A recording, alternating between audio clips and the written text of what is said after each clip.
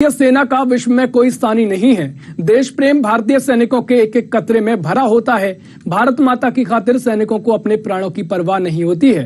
यही वजह है कि जब जब भी दुश्मनों ने भारत भूमि पर हमला किया है, हमारे सैनिकों ने मुंह तोड़ जवाब दिया है। सैनिकों का देश प्रेम और देश सेवा का जज्बा ही तो है कि सेना से सेवानिवृत्त होने के बाद भी सेना के जवान अपनी मातृभूमि की सेवा के लिए लगे रहते हैं। चलिए आज एक ऐसी सैनिक की कहानी से आपको रूबरू कराते हैं। देखिए रिपोर्ट।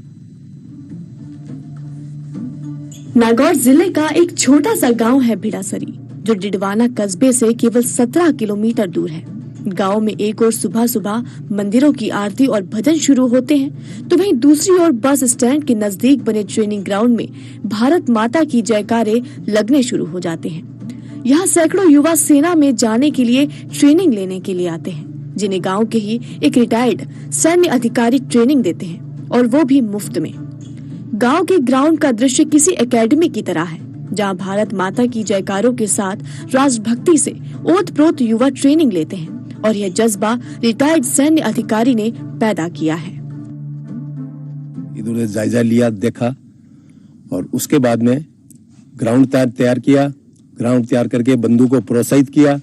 बंदे तैयार हुए, और 2014 के बाद में बंदे मेरे साथ में आए और फुल जोर शोर से तैयारी करवाई। कैप्टन राम प्रताप सिंह की ट्रेनिंग और युवाओं में भरे देशभक्ति के जोश का ही असर है कि यहाँ आने वाले सैकड़ों युवाओं में से अब तक 40 युवाओं का चयन भारतीय सेना में अलग अलग पदों पर हो गया है। हाल ही में चयनित मुकेश कुमार बताते हैं कि सेवानिवृत्त कैप्टन राम प्रताप सिंह ने गाँव के युवाओं को ग्राउंड में बुलाया और ट्रेनिंग के गुर एक सैन्य अधिकारी की भाषा में सिखाए, और इसी की बदौलत हमारा चयन हुआ है। हाल ही में चयनित मुकेश कुमार बताते हैं कि सेवानिवृत्त कैप्टन राम प्रताप सिंह ने गांव के युवाओं को ग्राउंड में बुलाया और ट्रेनिंग के गुर एक सैन्य अधिकारी की भाषा में सिखाए, और इसी की बदौलत हमारा चयन हुआ है। आसपास के एरिया में सबसे ज्यादा बिडासरी गांव से बंदे फिजिकल फिट होते थे। फिर उसके बाद मेडिकल में प्रॉब्लम आने लगी। फिर साहब ने बताया कि ऐसे ऐसे करो, इससे ऐसे एक्सरसाइज करे जिससे मेडिकल बंदा एकदम फिट होने लगा। फिर भी मेरे और मेरे साथियों ने कम से कम 15 भर्ती देख के, फिर हम 4-5 बंदे ऐसे थे जिसने 15 भर्ती तो रेगुलर कठिन परिश्रम किया, उसके बाद सिलेक्शन हुआ। भिड़ासरी गांव के इस ग्राउंड में गांव के ही नहीं बल्कि ग्राम पंचायत के आसपास के कई गांव युवा ट्रेनिंग के लिए पहुंचते हैं। सुबह शाम 2-2 घंटे की ट्रेनिंग चलती है। यहाँ कुछ युवा ऐसे भी हैं जो सैन्य अधिकारी से अपनी फिजिकल फिटनेस और मेंटल फिटनेस की ट्रेनिंग लेने आते हैं। गांव में भी एक व्यवस्था बना रखी है। आज भी हमारे गांव में कोई सामुदायिक काम होता है तो इसमें बच्चों का संपूर्ण योगदान रहता है, और इनमें से यह नहीं है कि सभी बच्चे सिर्फ फिजिकल की ध्यान देते हैं। पढ़ाई में भी एक से बढ़ के एक है। लगभग तो यहाँ भी BSc से हैं, लगभग BSc से हैं, नेवी एयरपोर्ट से। पर अभी की बार है कि हमारे साथ वाले 2 है, तो उसने दूसरी भर्ती देखी, दूसरी में भी अभी वे फिजिकल और मेडिकल फिट है।